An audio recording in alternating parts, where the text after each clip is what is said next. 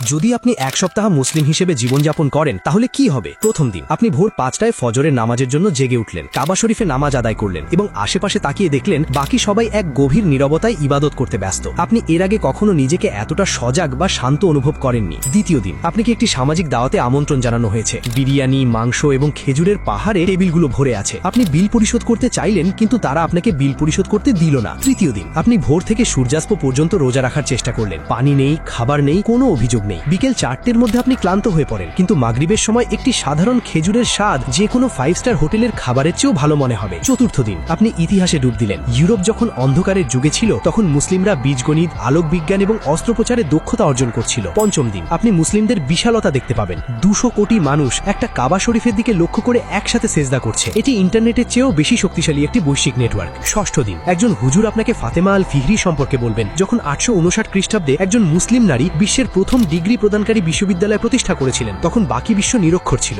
সপ্তম দিন আপনি আপনার স্বাভাবিক জীবনে ফিরে এলেন। আপনি ঘরে ফিরবেন এবং উপলব্ধি করবেন যে সত্যিকারের শান্তি আপনার কিনা জিনিসের মধ্যে নেই, বরং আপনি কার অনুগত করছেন তার মধ্যেই রয়েছে।